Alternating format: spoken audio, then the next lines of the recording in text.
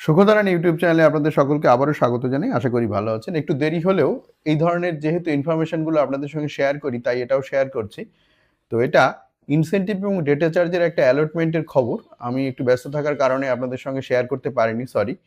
তো অনেকে হয়তো জেনেছেন, আমি একবার আপনাদের জানিয়ে দিই, যেহেতু প্রত্যেকটা খবরই আপনাদের সঙ্গে শেয়ার করি। সেটা হচ্ছে ইনসেনটিভের অ্যালটমেন্ট মার্চ থেকে জুন পর্যন্ত দেওয়া হয়েছে, তার আগেরটা অলরেডি দেওয়া হয়ে গেছে।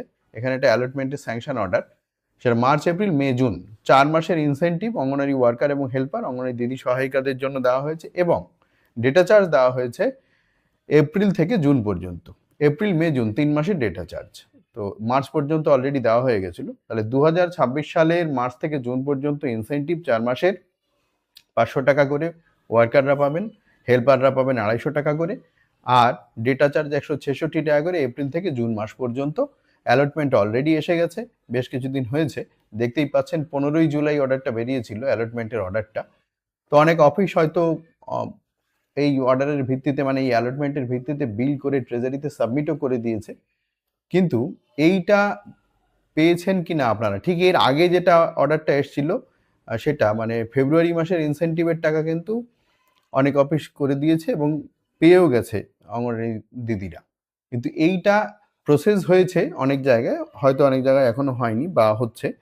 তো প্রসেস হওয়ার পরে ট্রেজারি অ্যাপ্রুভ করার পরেও কিন্তু এটা পেতে একটু সময় লাগে। তার কারণ এই অ্যালটমেন্টটা দেখুন SNS spots platform in WB জিট পোর্টালে রয়েছে।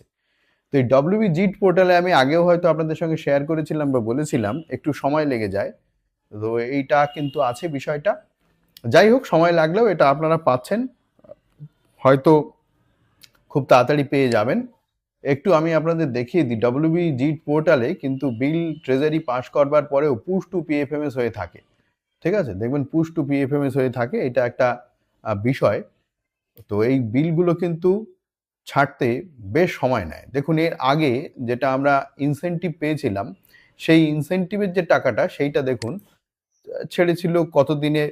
অনেক সময় তাড়াতাড়ি ছাড়ে, অনেক সময় সময় লাগে। তো এটা আমি আপনাদের একটা দেখিয়ে দিই, আপনারা খানিকটা আইডিয়া করতে পারবেন বা বুঝতে পারবেন যে এটা কিরকম ভাবে কি হচ্ছে। দেখুন এটা ট্রেজারি পেলো, পাওয়ার পরে ট্রেজারি অ্যাপ্রুভ করলো 15ই জুলাই, তারপরে পুশ টু পিএফএমএস হলো 15ই জুলাই, পেমেন্ট ম্যান্ডেটটা 20শে জুলাই, মানে জুলাই মাসের 20 তারিখ রাত 9টার সময় হলো।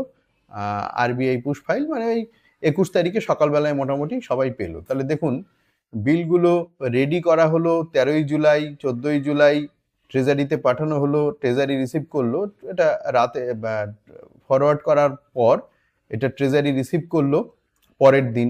ট্রেজারি রিসিভ করার ব্যাপারে একটা ব্যাপার থাকে, ট্রেজারি সেদিন খোলা আছে কিনা। বিলগুলো তো অফিস থেকে সকালে বা রাতে করাই যেতে পারে, কিন্তু ট্রেজারি খোলা আছে কিনা, ট্রেজারিতে এই বিলটা রিসিভ করার মতো ইনফ্রাস্ট্রাকচার মানে যিনি নেন তিনি আছেন কিনা, এইসব সমস্যাগুলো থেকে যায়। তো তারপরেও দেখুন অনেকদিন ধরে পুশ টু পিএফএমএস 4-5 দিন 6 দিন পড়ে থাকে, তারপরে এগুলো হচ্ছে। তো যদি তাড়াতাড়ি হয় তো ভেরি গুড। তো সেটাই আপনাদের সঙ্গে শেয়ার করার জন্য বললাম যে এটা কিন্তু কখনো কখনো দেখা যায় যে বেশ সময় লেগে যায়। তো সেটা একটু আপনাদের জানা দরকারও আছে।